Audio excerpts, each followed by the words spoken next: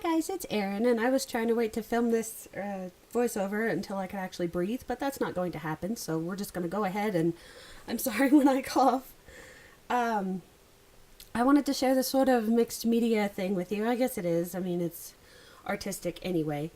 And what I'm making is I'm making one of those traveler notebook things, and there's tons and tons of these things available at Michael's, so I picked one up with a coupon, and I wanted to color it because this is a plain canvas one. And I wanted to color it, and I thought I would do something like rainbow or something like that. And I have these new Dina Wakley paints, and then I also have the distress paints, which you saw the colors on the screen, so I don't have to try and remember them again. And I just kind of went at it. And the funny thing is, like, I know that rainbow includes colors that I don't like, which is like red and pink and stuff, but like, you'll see me go back. I put a lot of red on here, and I didn't plan anything, which you think if I had planned stuff, it would be easier, and then I wouldn't have to go back and repaint. And I just used a lot of paint on this. So don't take this as like an example of how you should do these things, because I used a lot of paint on this. Probably more than you would ever actually need. For one, if I had gessoed this surface, I wouldn't have needed so much paint, because the paint would have moved instead of soaking into the canvas. But I kind of wanted that texture of the paint soaking into the canvas and all of that, which is a stupid thing to want. And like I said, it used a lot of paint for no reason, but I liked it. And the same thing, like, I started with the brush here, and then the more that I used the brush, the more that I realized that it wasn't blending the way that I wanted it to, because I have this weird thing against brush strokes. People like Dina Wakley, and there are a lot of people, but they really like the look of brush strokes, and they think it looks cool and everything. And I don't know, maybe it's from coming from Copics or something, but I am so against brush strokes and pencil marks and all of that kind of thing. I want everything to blend seamlessly, and stuff just doesn't sometimes, and it drives me nuts. So you'll see that I do end up working on this quite a bit, just because I was trying to get it to blend and trying to get the transition the way that I wanted it to. And so yeah, I kind of went crazy with it. But what I'm making here is I've been coloring for about 8 years now with professional products, like starting with Copics, professional artist grade products. I'm not saying that I'm a professional, but that's what they are. If you were actually good at what I do, these are the things that you would use for professional things. Starting with Copics and going into Faber-Castell polychromos and Coranda Ash products and stuff like that. One of the luxuries that I have is Mike's job, and him allows me to get fancy things and pretend that I'm an artist when I, am still learning and have no idea what I'm doing. But the more you do it, the more you realize you're always still learning, so it's not that big of a deal. But anyway, that was the front cover, and then this is the inside cover of the Traveler's Notebook. And what I'm saying is, the point of this is that in all this time that I've been coloring and just kind of randomly experimenting and using this as sort of a way to A, learn art, and B, to just kind of relax and not freak out about my cystic fibrosis so much, which it's really easy to do. I mean, it's surprisingly easy to just totally lose it. But in all this time, I've never needed swatches, and I've never had one of those color combination things. And most of the time it's because I was coloring a little stamp, and when I colored faces and everything, I got to know just by instinct what colors I really preferred as far as skin tones and stuff like that. And so those were the ones I reached for, or I would like a certain combination, or I would just look at the Copics or the pencils and say, this is what I want to use at this time. And the weirdest thing happened when I started to use coloring books is I thought, I really like this combination of green, and then I would never find it again. I would really like this way to, recently I've been doing Halloween, so I would color bone and stuff like that, and I'd be like, what the heck did I use for this? So I thought that I would make myself a little journal, since Traveler's Notebooks are so ubiquitous now, and it's almost a crime not to have one for some reason. I thought this is a reason that I could have one, because I'm not a planner person. I can't do anything daily, and I really couldn't care less what I had for breakfast if I had breakfast.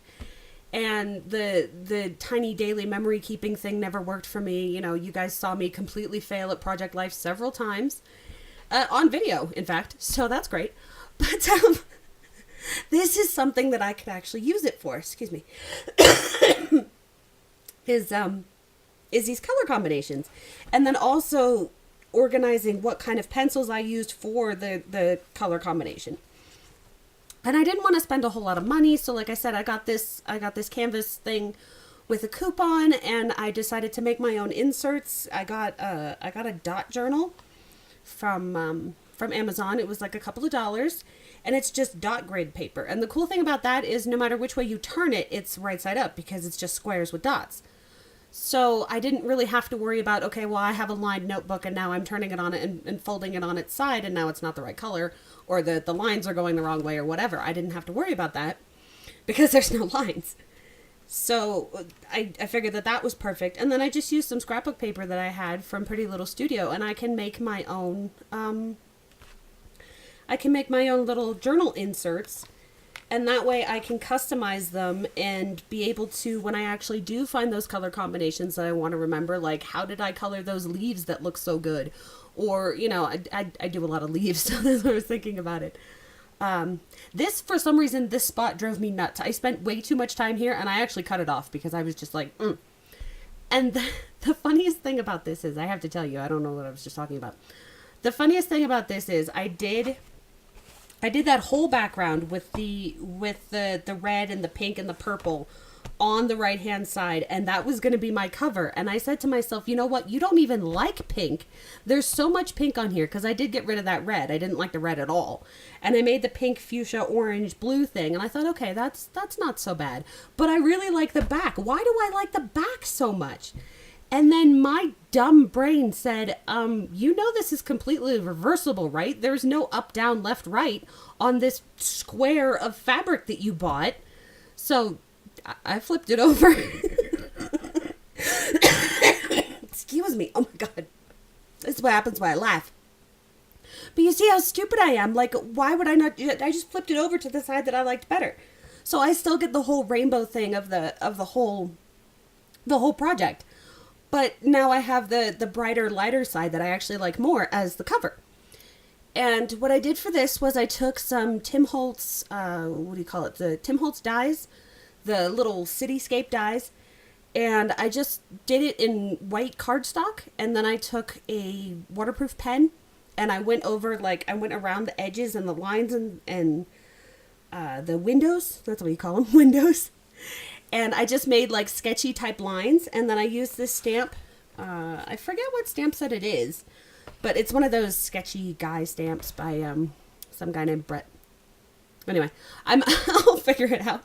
And I'll probably forget to put it in the description box.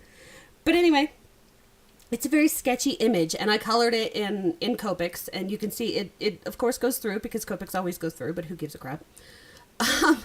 But it didn't bleed on this really cheap cardstock, which is what I appreciated. And so, yeah, it was cheap. And then I was able to just go ahead and glue it down with matte medium.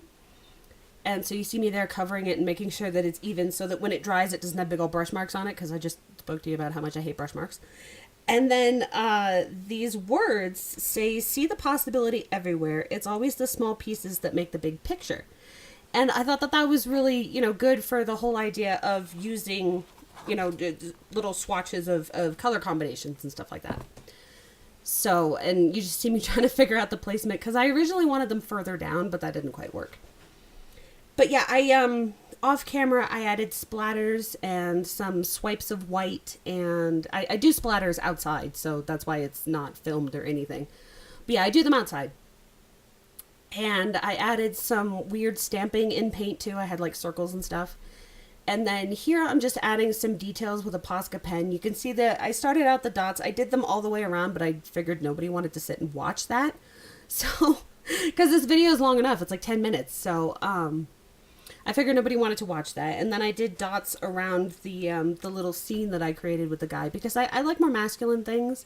I mean, if you want to say that a rainbow art thing is, or Rainbow Traveler's Notebook is more masculine, I guess it could be.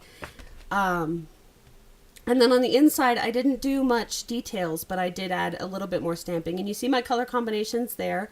I've showed them in another video, the color combination that I used, and then this is the format that I do. And then I tend to note what kind of what kind of thing you would actually use it for, or what I have already. Like one of them says dragon skin because that's the color that I happen to color the dragon.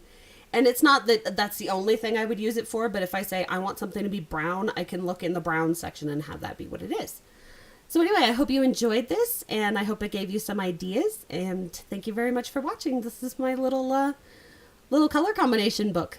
So thank you. All right, goodbye.